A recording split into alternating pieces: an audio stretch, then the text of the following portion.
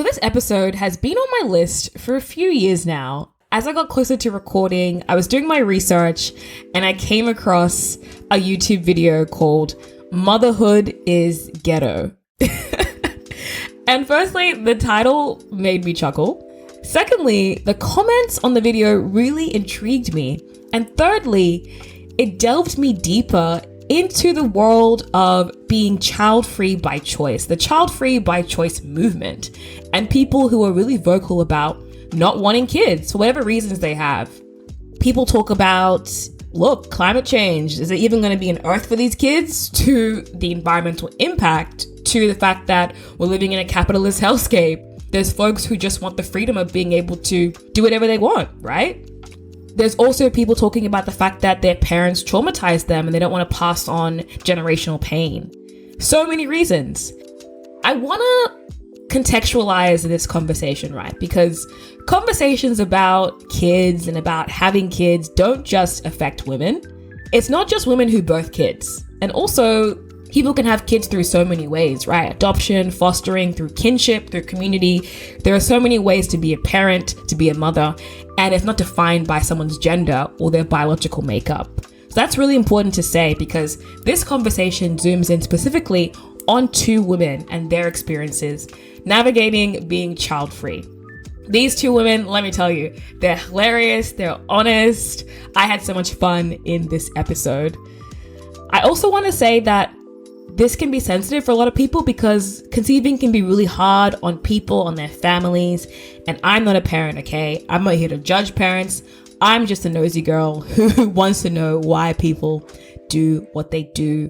We also can't forget that choice in itself is political. It's impacted by so much, right? By culture, by class, by location, like where you live, government, privilege. We don't all experience choice equally. These are two women who have the privilege of having an informed choice and being able to act upon it as well. Speaking of that, we do touch very briefly on one of our guests' experience having an abortion. I will put the timestamps in the description. Please listen with care. Look after yourself. If you are against abortions and people choosing their reproductive health, then babes, I don't know what to tell you because on this podcast, people choose what they want to do with their body and we support that. Okay? All right. So I'm very excited for you to meet our two guests. One of them who created that video, Motherhood is Ghetto, and another guest who is equally as brilliant. I'm speaking to you from the beautiful sacred lands of the Wurundjeri people of the Kulin Nation. What a gift it is to be speaking to you, as always, from unceded lands where elders, ancestors, community members, young folk, babies protect and guard and resist and create and pass on so much beauty and culture throughout generations. My deepest respects to community and to country. You're listening to The Subtlety of It. My name is Nana. Welcome to season 4. Let's go. I'm so excited.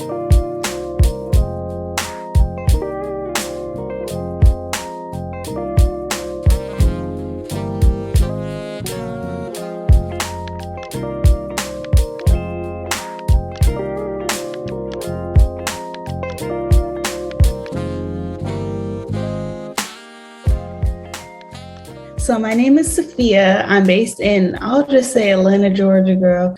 I'm 27. I'm an esthetician. So I'm a skincare girly. My name is Katya May. I'm an American based in Australia. I've been living on the Gold Coast of Australia it'll be 20 years this September, I believe. What do I do? It's sort of a fraught question, like the being child-free. So I'm financially independent. So I retired this January. What I used to do for work, I most recently did research at a university hospital. And before that, I basically taught. I've been a teacher since I was 9 years old. I fell in love with teaching.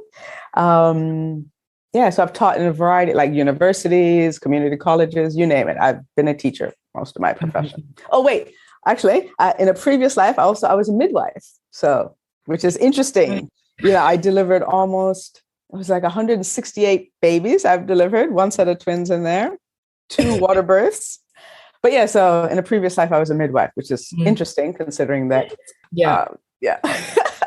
That's so cool. You've had multiple lives already. It's incredible, honestly. Yeah. Oh, and age. Yeah. I usually feel 35. I'm 53. See, you 53 look at her. Look at her. I'd have never guessed it. No, you would never, honestly. No. It's the brown, girl. Or is it the no kid? Is it the being child free? Which one is it? It is. Less stress, less wrinkle lines, 8 hours of sleep. Okay. Smiling. Yeah.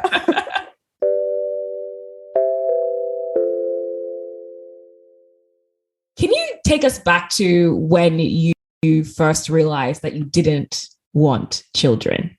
Is there a specific memory that comes to mind or a time in your life that you can take us back to? Mine was a decision to only have children if X, Y, and Z. Mm-hmm. So, and since X, Y, and Z didn't materialize, and because of, people that I've dated that had children, I consistently kept making the decision to not have children, if that makes sense. So when I was almost 10 years old, now my brother was born when I was 9, and this is important. So my brother was born when I was 9, and he cried literally, not literally, but it seemed like he cried until he was 5 years old. It seemed like he just cried, and it's not true. But so he was born when I was 9. Mm-hmm. My parents were both retired. We had moved to Honduras, Central America. So 2 stay-at-home parents, a maid, part-time gardener, all those people. And it was still effort to take care of the family. So in my little mind, I'm thinking, wow, that's like a large ratio of adults to children, right? Mm. So I'm thinking, well, there's no way I'm going to have any children unless I have there's 2 parents and there's all this help. So that sort of just sets in my mind. Now, when we moved back to the United States, the economics of living in the United States are very different to living in Central America on American dollars, the whole geo arbitrage. So in the United States, I was like, why on earth are people having children when they can barely make it? And to me, barely make it was like, there's only 2 of you, you have no help. How on earth are you doing this? And you're both working?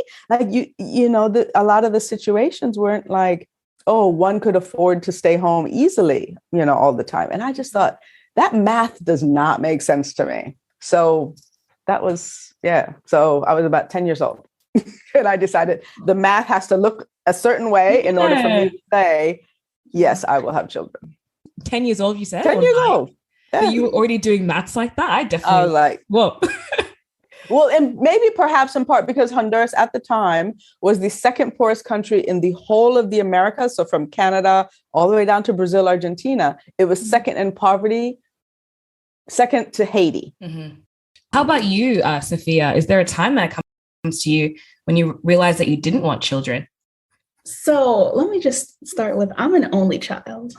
Okay. Only child. So I was telling her earlier, I have 19, well, it's 19 first cousins, including me.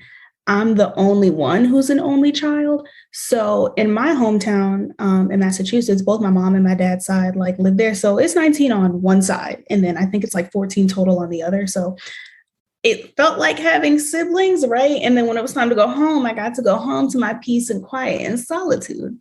And I remember in my hometown, it's small. So there was a moment where there was a lot of teen pregnancies and I'm over here what are y'all gonna do? And I kind of carried that throughout adulthood a little bit. And then I remember between 20, 21, 22, just being I am dreading having to teach someone how to tie their shoes. I am dreading having to teach somebody how to potty train. I am dreading having because in my mind, there wasn't a choice. It was just kind of oh my gosh, you have to prepare for this mentally.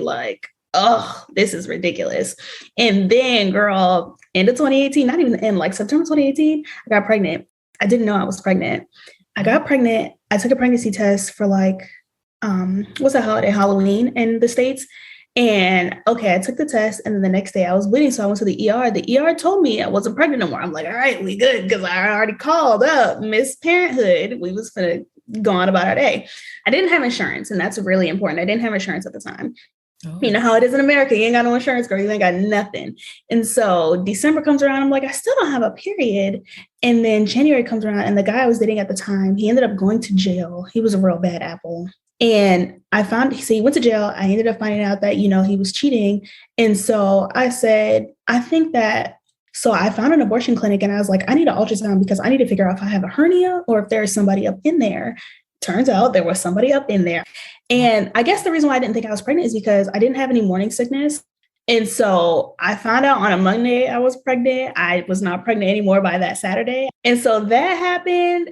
I was 23, and I was kind of sad because nobody would make the decision to get an abortion for me. Like, I wanted the decision out of my hands. So if somebody asked, I could be like, oh, I only got it because so-and-so told me. That was the first time I ever had to make a decision on my own and be like, I made this decision to get an abortion. And I was already pro-choice, but it was just more so like, dang, I never thought I would be in this position because I was on birth control very consistently from the time I was 17 up until maybe like 22, 23. So I didn't think that would have to be an option for me.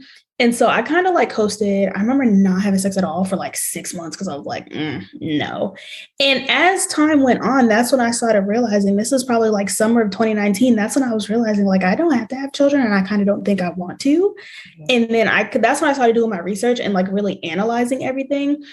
And that's when I just kind of like said out loud, like, moms don't look like they're having a good time. And moms specifically, because like for moms, it's a job. For like husbands, it's a hobby, or dads, it's a hobby. Like, and that's when I kind of started analyzing all that and using like my own personal experience. Like, my mom was a single mom and my dad was, alive at the time.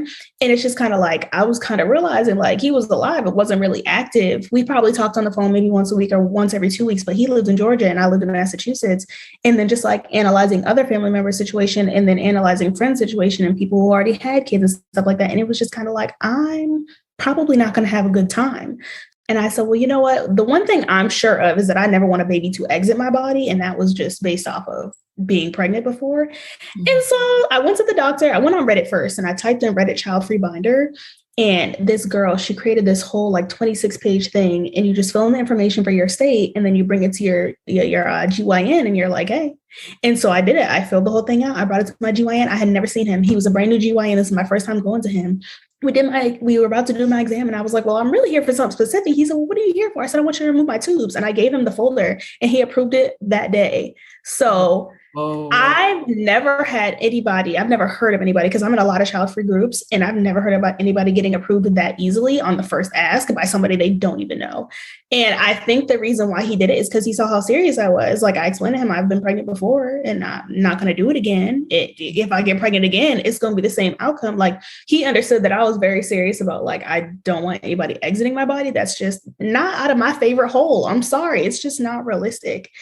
And so I kind of just set that in stone. And then on October 1st, 2020, I got my tubes removed. And that was like, that's what solidified it for me. Like, I already knew I didn't want to have any kids, but that right there kind of just had me like, it was done.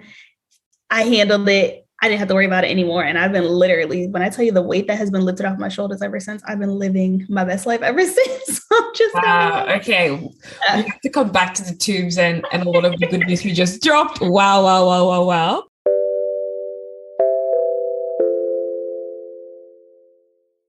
I mean, like, I guess knowing something in your heart that you don't perhaps want children and vocalizing it for the first time, they're two quite different things in my mind. I wonder, Katya, when was the first time you actually told somebody that you didn't want children? And who was it? It would have been here in Australia when I had my hysterectomy. Yeah, so medical doctor. I had a partner at the time, and my partner had children. So I would have probably told my partner, but I remember the conversation with the doctor because, and this is where I find Safiyyah's story amazing, having been a, medical practitioner, right? The doctor questioned and wanted to make sure, and are you sure you want the hysterectomy? Et cetera, et cetera. And it took a few visits and conversations to, in essence, the healthcare provider who I hired to do what I wanted them to do, which is interesting. It's like... Interesting. Yes. Because Safiyyah, your experience was completely different. It was someone you didn't know. How old were you at the time, Katya, when you went to the doctor? So I would have been 30, what am I? If I'm 53, 20 years, yeah, so 33, 34. Yeah. So you experienced, so what questions were they asking you and what did you kind of have to prove in a sense for them to believe you wanted I'm it? trying to remember, about 20 years ago. Taking you back. Yeah. Because I had fibroids removed, which are basically non-cancerous growths on the uterus, which make your periods very painful, in my case anyway, not always. Oh, no. So I had surgery in the US to remove the fibroids. Mm-hmm. My uterus was tenacious and decided to grow more fibroids. When that happened in Australia, I went and I said, look, we've done this before. I'm not having the fibroids removed again because clearly my uterus has, it wants to do its own thing. I'd like I said, hysterectomy. I had done my research. This is the kind of hysterectomy I want because you can, choose different ways of having the uterus removed. But yeah, so I think his hang up, the doctor's hang up was more about, are you sure this is what you want? Because, unlike getting your tubes tied, you can't undo the hysterectomy. And yeah, I just had to reiterate that this was what I wanted. This was how I wanted it done, etc. Definitely, there was a lot of checking in about, are you sure you want to not have kids? Mm-hmm. Yeah, it's interesting because I do see a lot online about particularly people wanting to get their tubes removed, and they receive so many barriers to actually be able to do that. Because you were still really young, 30 something. 33. Yeah, so I definitely, Yeah.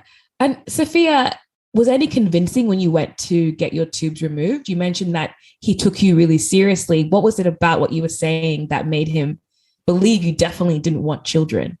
Honestly, I think it was the paperwork. Like, I think it was the fact that he's like, I graduated medical school in 1996, and I've never had somebody come up in here with a folder of 26 pages of why they wanted a specific surgery. And so I honestly think it was the paperwork as to why he took me so seriously, because I don't think he would have had I not walked in there with no paperwork. Especially, he heard I was the only child. He was like, well, what does your mom think about that? I said, well, that's not really her concern.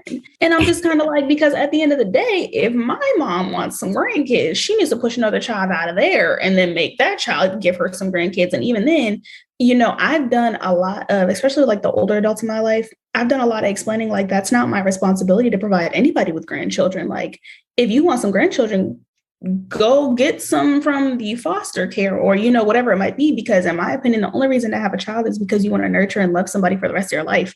And my mom does that flawlessly for me. But it's just kind of like, I had to explain to older adults or, people who just don't necessarily understand, like, I don't want no kids. And it's not my responsibility to provide her with grandkids that she only gonna get maybe once a month. Because my mom is the original hot girl. She goes to the club, she goes to concerts, like, she travels. So it's just kind of like, in the sense, my mom kind of lives her life like she is a child-free woman. She was like okay with it, but not okay with it. But once I explained to her, like, that's not my responsibility. And she's like, because at one time, girl, I was like 16. I was like, yeah, I want 5 kids. And she held on to that. Oh, she gripped onto that like it was nobody's business. And I just told her, I said, why would you? She's like, well, you told me you wanted 5 kids. I said, I was 16. I was young and dumb. I didn't even know that, things cost money. Like, I thought that life just happened. So I'm just kind of like, I understand that's what you thought. But I explained to her at one point, I was like, I kind of feel like because you wanted a bunch of children, because she did, but then my parents ended up getting divorced and she's very like, no marriage, no baby. And so I just explained to her, like, y'all got divorced. And I kind of feel like you thought I was going to give you all the kids you thought you were going to have. And that just wasn't going to happen. And I pride myself in my mom and how she raised me to be like so firm on that, because I know that other people have given in when it came to kids because of peer pressure of family and stuff like that. So when I explained to him, like, that's not my mom's business, I think that's when he also was just kind of like, oh, she's serious, because she doesn't care about what her mom thinks either. And I'm like, yeah, like, why am I supposed to care about what she thinks when it comes to my body or like, the process of just like carrying a child? Like, it just doesn't look like a good time. And I just don't, I'm a little vain. I'm not going to lie. The idea of my body parts stretching and then possibly not going back to the way that they started. No, but that's also a valid consideration, which I think it's important for you to vocalize that, because it is your body. I wonder to both of you, what do you think it's saying to people society at large to sort of say that I don't want a child, what are sort of the conceptions or assumptions that are tied to that? I guess the most obvious ones that you receive. I think that here, a lot of people, the first one is like, oh, that's so selfish. The other assumption is like, don't you want to carry on your family name? And one thing about me, I'm a little petty. What you want me to carry on? The fact that I'm a customer service rep? Please, like be for real. And then it's like, what's the other one? Oh, don't you want a mini you? Absolutely not. I want to be able to wake up whenever and drink my coffee in silence and go to sleep when I want to. Like, there's so many, there's just them little bingos where they're like, well, what about this and what about that? I think my uncle said to me on Facebook, he was like, Happy Mother's Day, Safiyyah. Doesn't that sound great? I said, I'd literally rather drag my bare coochie across freshly laid concrete. No, like, I think that the one thing that I assume, I can't say I think this, but I assume that a lot of women specifically, when I say I don't want to have kids because it doesn't look like they're having a good time, they take that personally. Okay. And nobody really acknowledges that we're allowed to have different perceptions, because I have friends who are moms and it's just kind of like they could be having a phenomenal time and they could think I'm not having a good time. Vice versa. I'm having a phenomenal time and I don't necessarily think that they're having a good time to me. Like, my version of a good time is not being a mother. And so when they're like, why don't you want to have kids? And I'm like, because y'all don't look like you're having a good time. They take that personally. Okay. And it's not like a personal dig. It's just more so like, I know that I would be a great parent, but I would hate my life. Like, and I know that because that's not something I want to participate in. Mm-hmm. Your life is not yours. As much as women like try, on TikTok and stuff like that, you have like stuff like weaponizing competence where, the women are the primary parent and the men are the secondary parent. And then it's just kind of like the idea of like having to go to work full time and take care of kids and do all the cooking, the cleaning, or whatever else it might be, and scheduling doctor's appointments. Like, that doesn't look like a good time to me. When I sit there and just be like, you don't look like you're having a good time. And then they want me to elaborate. And then I elaborate on all the things that don't look like that is a good time to me, but they're the things that they're doing. Yeah. Or it's the, oh, you'll change your mind. And it's just like, first of all, I can't. The tubes are removed, babes. Like, I don't know. Like, I would have to do IVF. And who's about to do IVF for children that I wouldn't want? Like, that doesn't even make sense. So it's just kind of like, there's no change in my mind for me. If for some odd reason I wanted some children so bad, I would just adopt some. But even then, I know me, I'm not going to want to do that.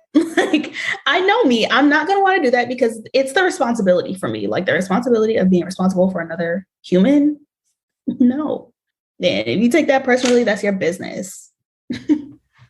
I think, to basically reiterate what Safiyyah said, and I guess the label I would put on it is, I find the reaction that people have is similar to when I've tried to teach healthcare providers. So I was hired once to go to Nicaragua, another time to go to Ghana. And we were training the obstetricians, neonatologists, and nurses that worked in labor and delivery. We were training them to do things differently. And that's incredibly challenging, especially in the field of healthcare providers, because what the doctors and nurses may perceive is that you're pointing the finger at them and saying you're doing things wrong, right? And people in these professions, they're very proud of what they've achieved. They're very proud of their professions. So to come in and to try to change practice is very challenging, in part because of it feels to them like you're wagging your finger at them professionally. And I think that with this, when we vocalize that we've decided to not personally have children, it can feel to individuals and families that have decided, that have children, they usually often don't decide. Most of the time they do not decide. It often feels to them like we are saying, you're not living your life properly, or what you're choosing to do when you're living your life is ridiculous. It may feel to them like we're wagging our finger at them in terms of their life and choices. And yeah, that can be very challenging for individuals. Unlike with the healthcare professionals, they made a choice to go into those professions. Often with families, people don't analyze the choice. And so then when they're confronted with somebody that has analyzed it, and I was doing the math and I'm like, no. I need this kind of wealth.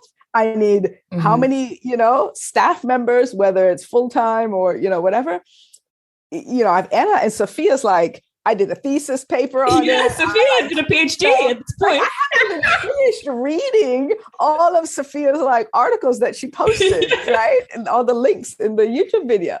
People are very confronted. They're like, oh, I didn't think about it. I just, so there's not only just that they had kids, but there's also the fact that they didn't really make a conscious choice about it often. That's very confronting to people as well. They'll be like, wow, I make choices about where I put my money. I never made a choice about, do I physically want to bear a child or not? Yeah. You both frame that so well. Let's go back to the not deciding thing. That's such an interesting way of putting it. Yeah. What do you think about that? And yeah, because when I think about the fact that when I look at my future, I do want kids, but with certain conditions upon that. Like only if I have money and a good partner. That's really where I'm at in my life. Why do you think that? Perhaps let's generalize the average person who sees their life as pretty linear, partner, have kids, wouldn't give this the same amount of thought that you both have in terms of deciding to have a child. All right, I'll try that one first, if that's okay. Yeah, it's a big question. So I believe, having studied human behavior for my most recent degree, not everyone has the same priority of values, right? So if somebody prioritizes travel, let's say, I've just met Safiyyah, right? But just from the conversations with Safiyyah, I venture a guess that she values travel, independence, freedom. Like, look at that. Enjoyment, yep. Beauty, as she should. Aesthetics, right? And she values relationships, right? But she's got terms. She has terms that, for all these things. So I would say she values those things. So for someone like that, they're more likely to weigh the pros and cons of having children because it's not in their top 3 or 5 values, right? Other friends that I have, they may value family, intimate connection through family versus, social connection through family. My social connection at the moment is through my gym.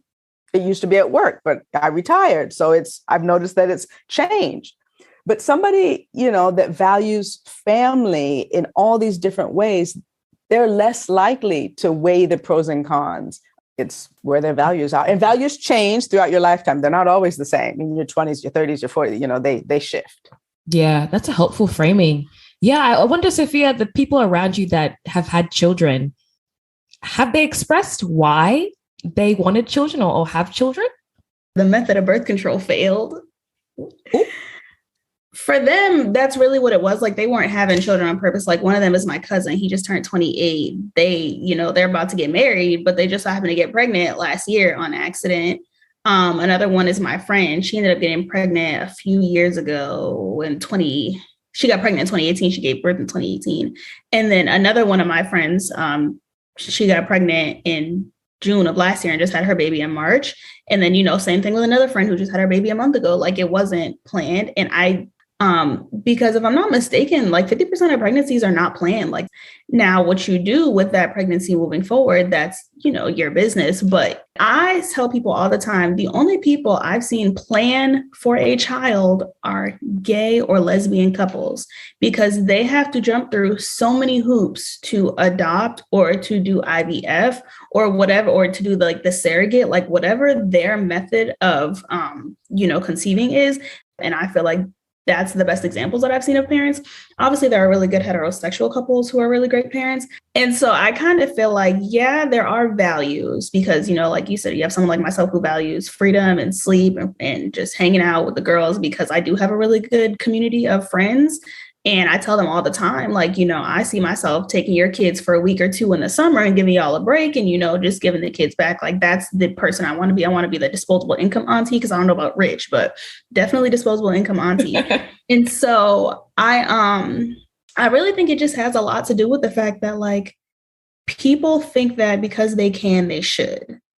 And I really wish that they would be like, because I can, I should go to therapy, and then I should analyze the funds, and then I should analyze the physical attributes of my body. And then, especially as a Black woman, you're already more likely to die during childbirth because the medical providers here in the States aren't really taking your, your needs or concerns as seriously. And then I will say, I see like a little kind of like a trend on TikTok where moms are being like brutally honest.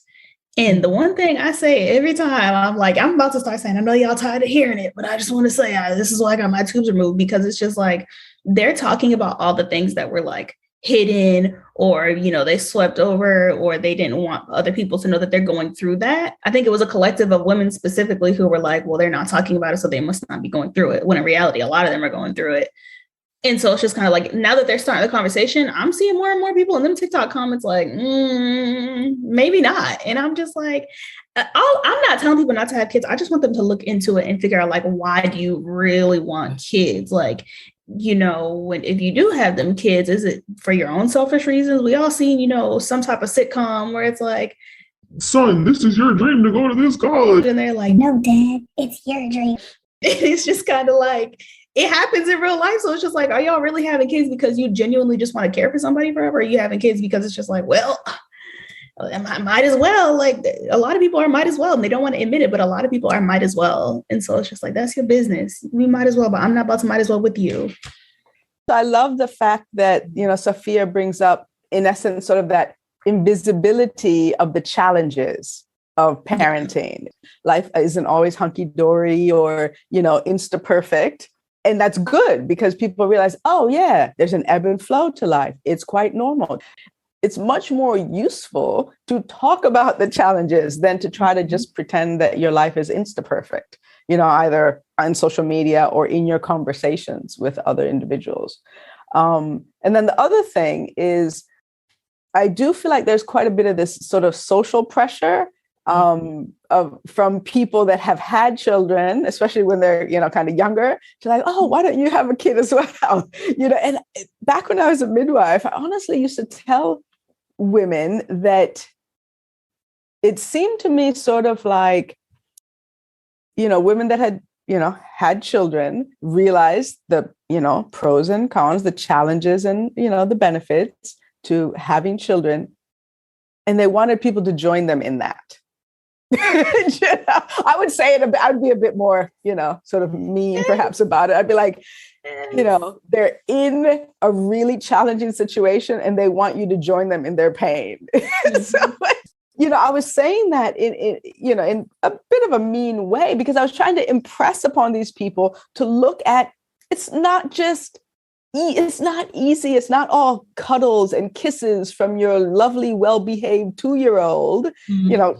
There's a lot of challenge to it. So when you're trying to convince a friend to join you at the gym, they know they're signing up for pain, right? But you both want to, like, you're trying to convince them because you want someone to come and support you in that pain. But there is also a benefit. Somehow with parenting, we forget that there's a pain part, or we don't talk about it. And so it's nice to see that people are talking about it more. We need to present both sides. Every situation in life has both sides. Nothing is nirvana. This side is definitely underexplored, I would say, in the mainstream. Yeah. Why do you think people don't want to talk about the challenges? And I guess, what are the main challenges that you considered in your decision to not have children? The birthing part, to be quite honest. I actually remember being like 16. It's called tocophobia. I think that's how you pronounce it. The fear of like pregnancy and childbirth and stuff like that. I remember being 16, 15 and telling my cousin, like my older cousin, like, I am terrified of childbirth. Like, there's nothing about that that's going to ease my anxiety. It was always in the back of my mind. Like, this thing has to come out. Like, it's got to come out one way or another, whether it's a C-section or whether it's a vaginal birth. It has to exit your body. Like, you don't just get to snap your fingers and it's out. That was one of my main reasonings on the fact that, like, I don't want to have to push it out.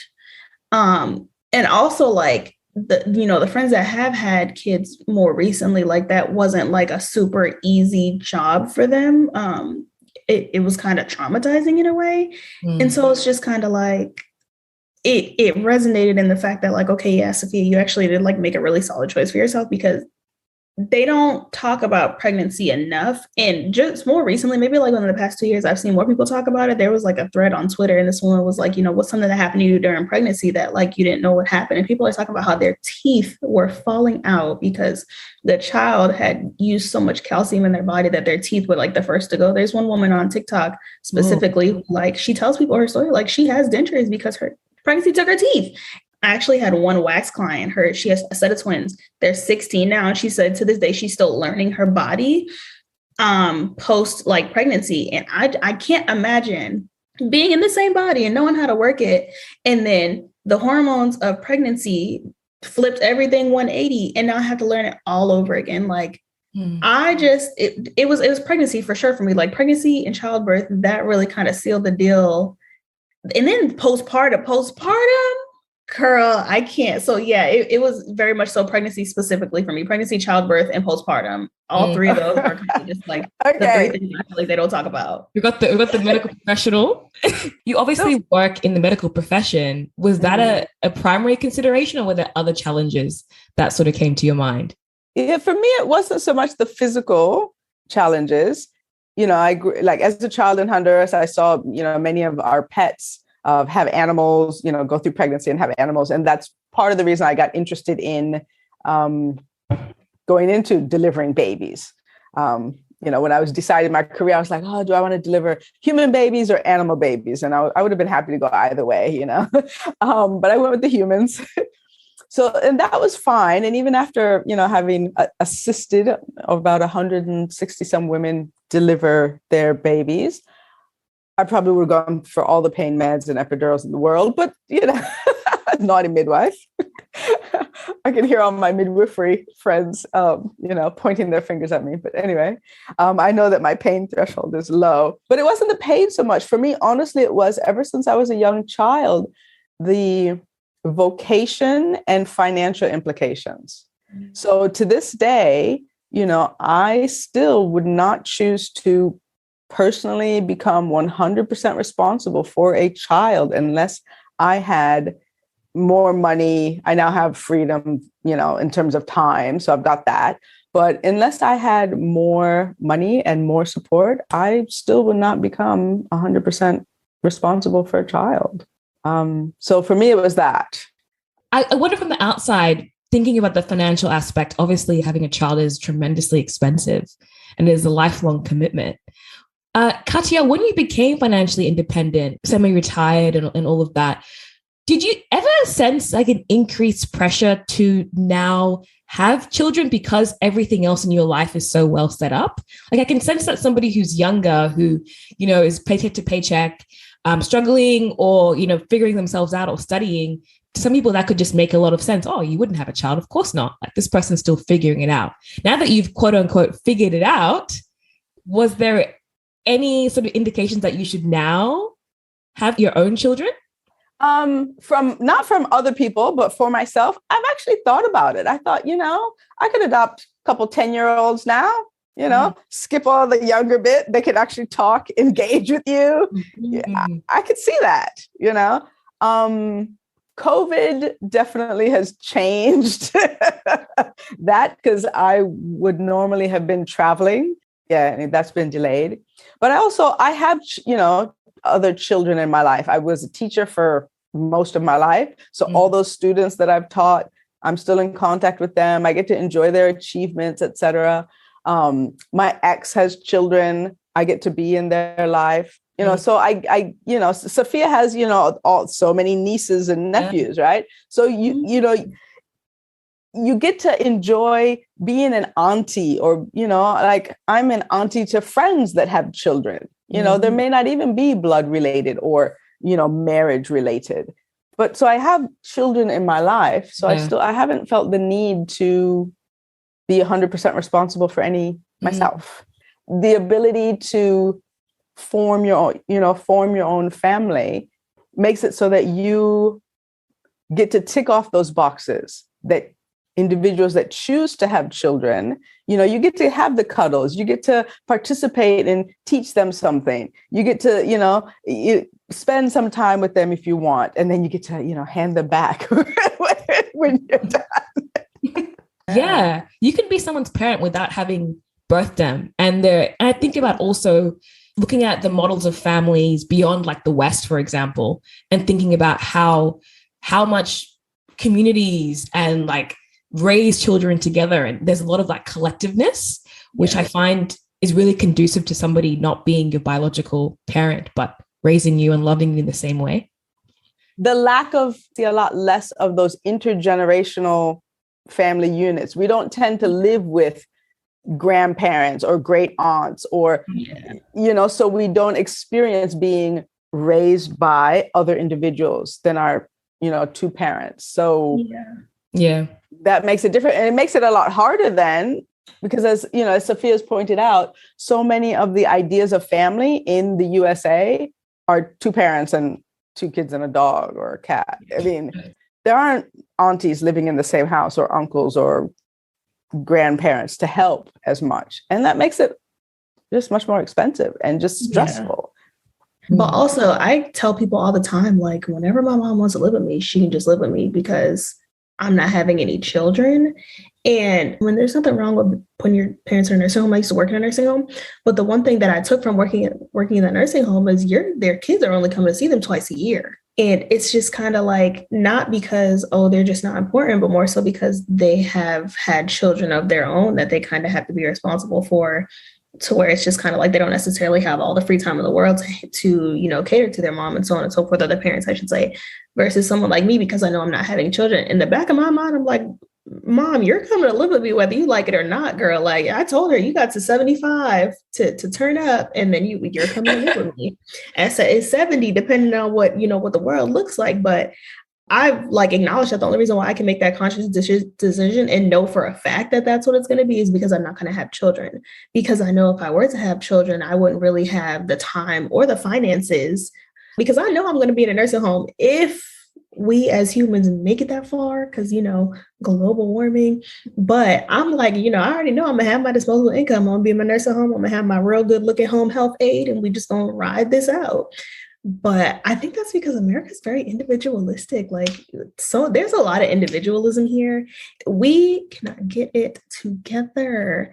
And then on top of that, capitalism, because the cost of life to have, two adults under the same roof is a lot, but then two adults and a kid, and then two adults, a kid and grandma, like it would be a lot. And then because Social Security, is probably going to run out pretty soon, it's like, where would that income come from to be able to help take care of grandma and stuff like that? Mm-hmm. So I already know that I just got to save up my coins so that me and my mom can, go out to eat once a week or hit the nail salon once a month or whatever it might be. But I know even that wouldn't be as like financially straining as like having children.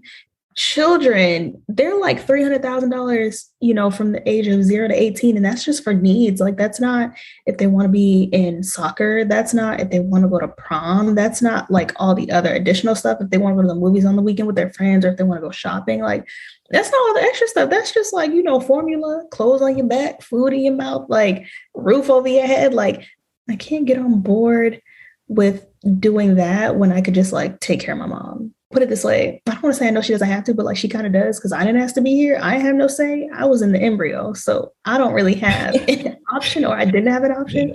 But because my mom was such a phenomenal parent with me, it's like, it's nice to be able to like circle back and, give her what it is she, or whatever she'll need, when she gets older. But to me, it was really important to have the ability to do that, because like I said, I know for a fact if I had children, it wouldn't really be an option for me, with me being like an esthetician.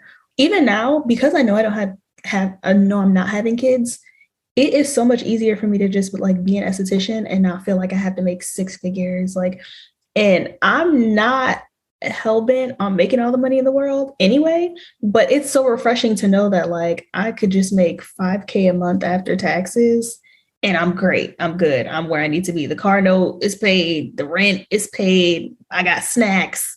I can put money away for savings. I can put money away for travels. I can put money away for tattoos. Like, it gives me the ability to know that like not having kids is like, I don't even have to make all the money that everybody else has to make. Like, y'all have to make that money, because the kids have to have somewhere to stay. And that right there was enough for me to just be like, yeah, have fun, y'all. I'm going to go give a facial. Like,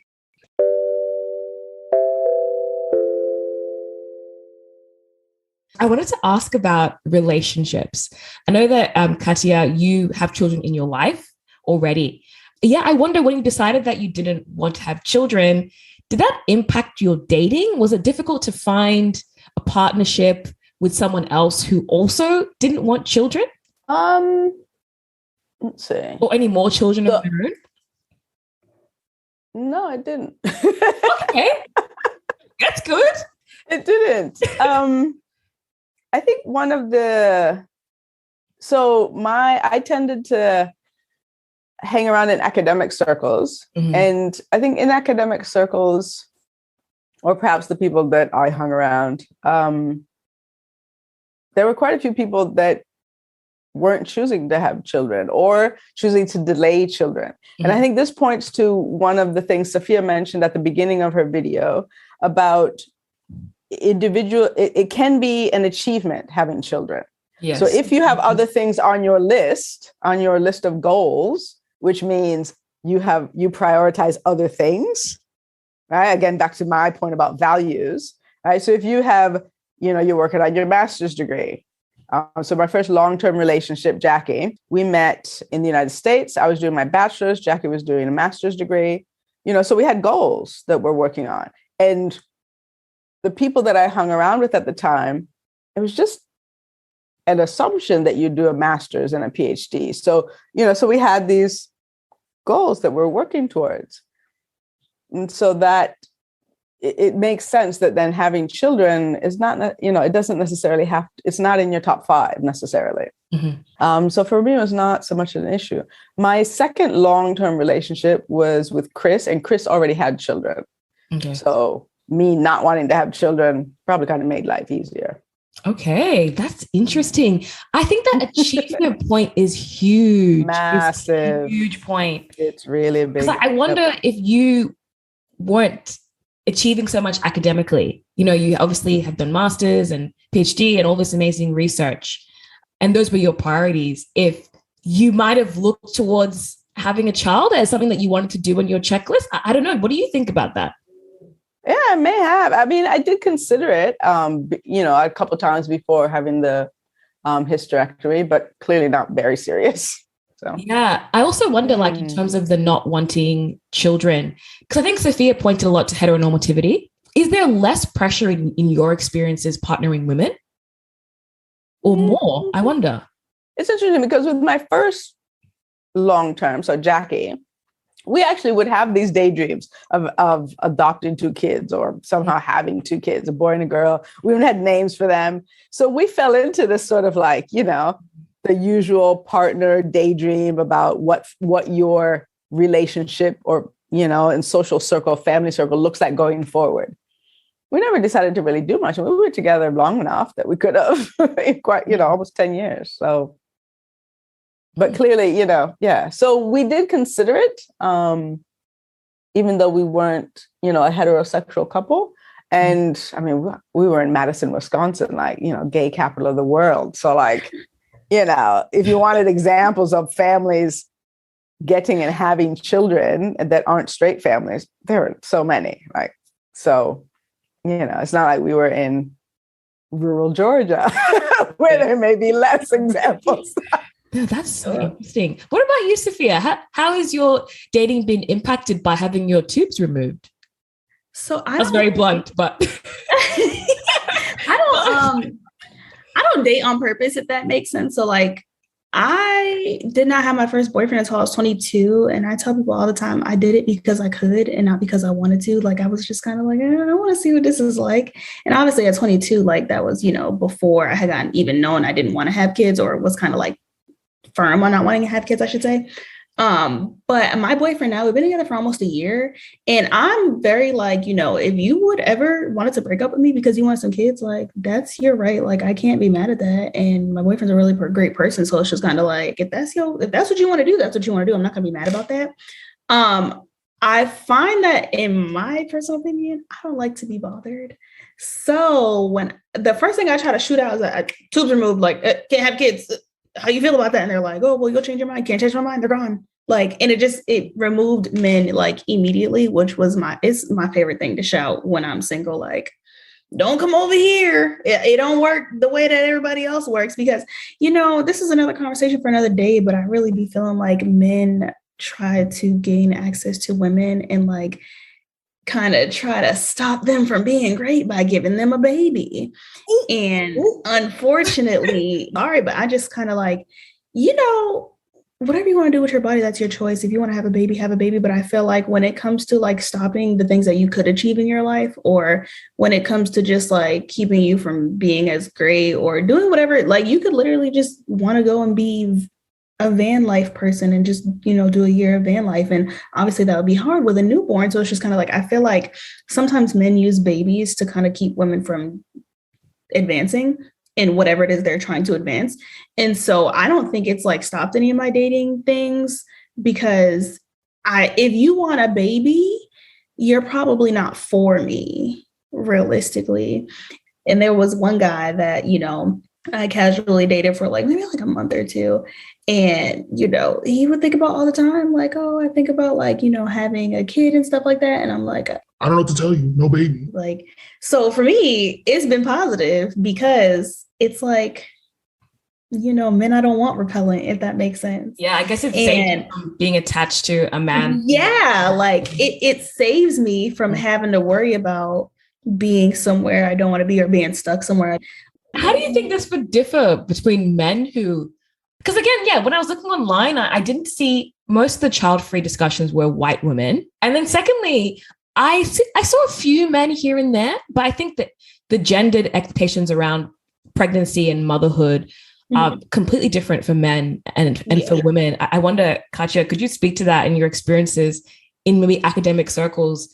Have there been a lot of men who were child-free, and what was sort of the discussions around them?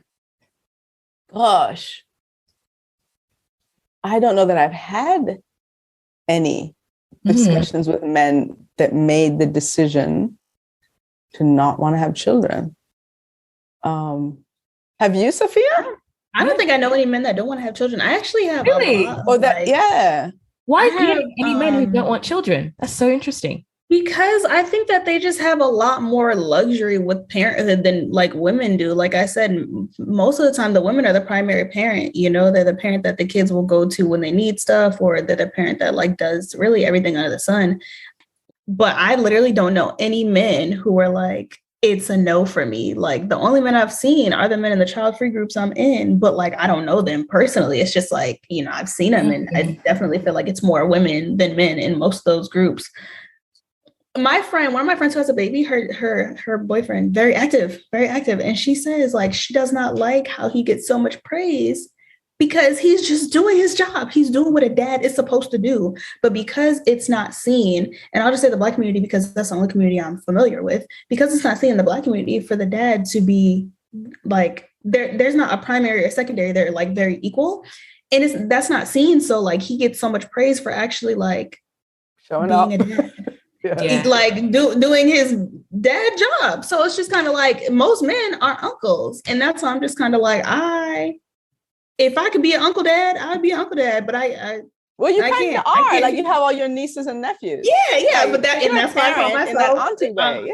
Yeah. Exactly. I can be auntie, but I can't be auntie mom. And that's the problem. That's where I draw the line. I can't be auntie mom. And because I can't be auntie mom, it's just like I'm not going to be mom. Yeah, because I don't want to be mom. Like nobody's going to have a good time with my mom, and that's just me being real. I was just going to ask if there were many, if Safiyyah could tell, maybe by names or handles in the groups that you've mentioned, were there many Latinas? Because some of us are brown Latinas. Or honestly, I'm not too sure. I've seen a few Latino members, but I feel like they don't make up a super big group of the people there. But just like how Black people don't make up a super big group, like I feel like in the groups that I'm in, it's majority white. And then like, I feel like the Asians, the Latinos, and the Black people are kind of like an equal amount of people thrown into the group, sprinkled in. Katya, how would you think, within, I guess, Latina communities that you've grown up in, like, was talking about being child-free something that was discussed? It would have been considered even less so in the Hispanic community than in an African-American community, I think. Why is that? To generalize, more of the religion, Catholicism. Yeah. Whereas the African American community, USA, there's a variety of different, religious backgrounds and more non-religious. Did you grow up religious? Did you grow up Catholic? No, my parents were great. They, from a very young age, they were completely fine with me exploring any religion I was interested in. Amazing. We did read the Bible from when I was young, and I had all these questions from my parents, and I was not raised Catholic, even though I did go to a private Catholic school. I do think that there's more of an influence in the Hispanic community from, the religion. And because it's, primarily, the one religion. But I also have experience in the United States. So when I worked as a midwife in upstate New York, part of the reason I was hired was to work with the Hispanic community in the town I worked with, because I'm fluent in Spanish. So the other difference I noticed between the two communities in working with the Hispanic community as a midwife was more of the intergenerational families amongst the Hispanic clients that I had versus the African-American clients that I had, in that they still lived intergenerationally. And maybe it was just this community in upstate New York. I would encourage all the women who saw me to bring in any of the younger kids they knew, and I'd have the talk with them. And because sometimes it's just easier for a human to hear something from someone that's not their parent. They're more likely to listen to, a teacher or somebody else than parents. Yeah. And I mean, that makes sense. So I'd be like, bring them along. I'll have the chat with them. I love that. Thanks for breaking those differences.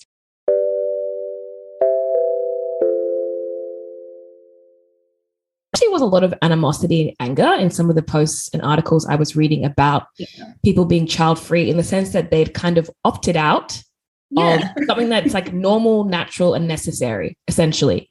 Mm-hmm. And why do you get to opt out when some of us are out here like raising the next generation?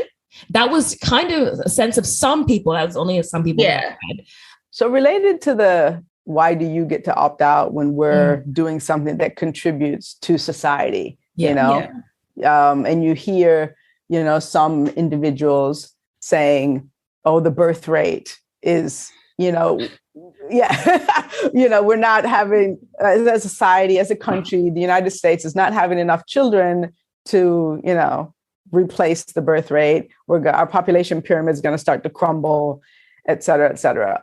I think one of the elements that's not considered in that discussion is the role that governments play in terms of their monetary and financial policies and decisions, because that actually has an influence on whether people are going to have children and how many children they're going to have. Mm-hmm. We tend to look at the decision to have or not have children as just, it's that person's decision. But that person, there are social determinants to people's choices. And a couple of the things that impact, a couple of those determinants are a country's monetary and fiscal policies. So how much do wages, and also business determinants, or, like a profession's ability to push for an increase in the wages of aestheticians and nurses. Because if that's not happening, then it'll be harder for people to continue to make those choices. So I think that's something that's sort of forgotten in this discussion about having children or not having children.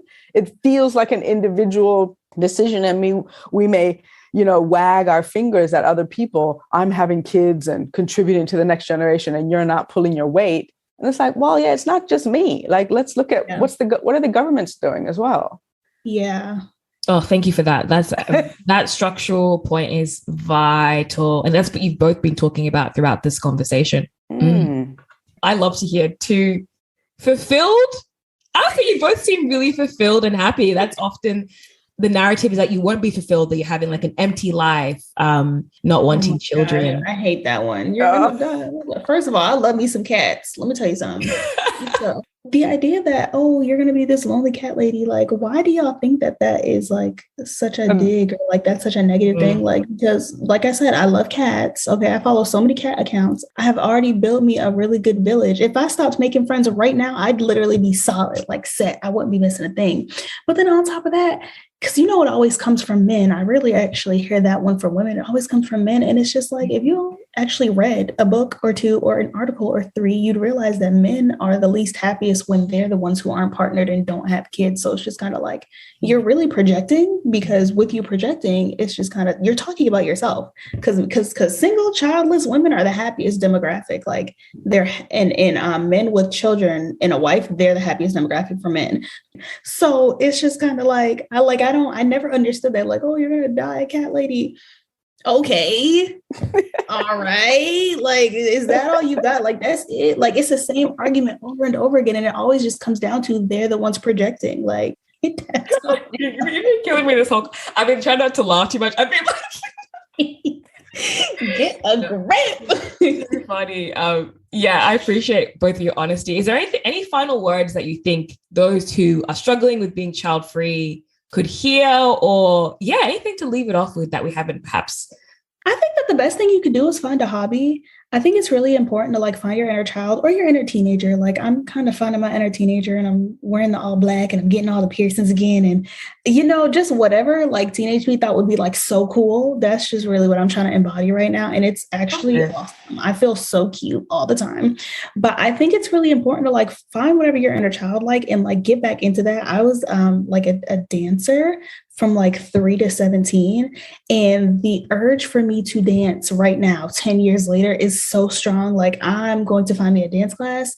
So I'm just trying to like give myself the ability to like really enjoy the inner teenager and the inner child. And I really think it's important that we have hobbies, because if we have hobbies, that's more of a community you're building. And then you're doing something to enjoy your free time. If for some odd reason you're struggling with your decision or what it may be, I really think it's important that we have hobbies.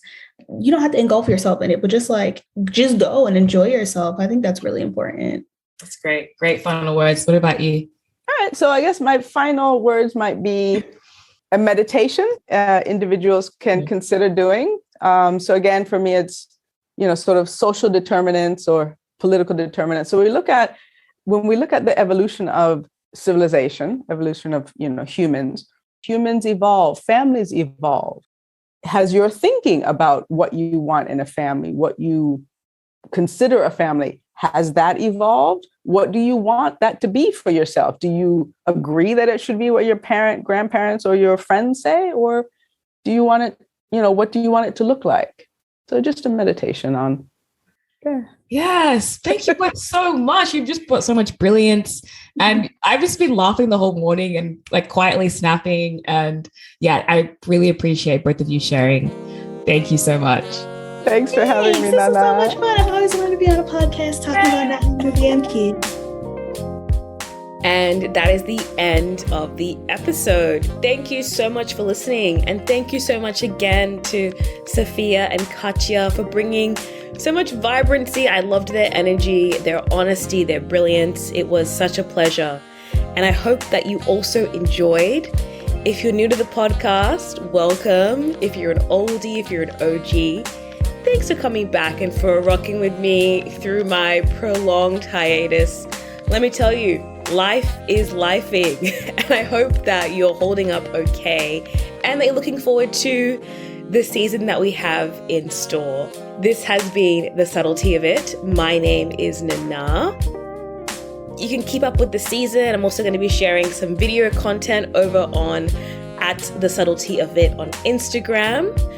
Would also love to hear your thoughts about having kids, and where do you stand on the topics that we explored today? If you like the podcast, also consider leaving me a rating or review wherever you listen to your podcast. I would really, really appreciate that. And as you know, it's no dates bish. I'll be back when I'm back. Hopefully it's soon. I'll also leave the link to Safiyyah's video in the description, as well as some sources, some fact checking to get you reading, doing a little research as well. And that's it. Speak soon and look after yourself. Okay, bye.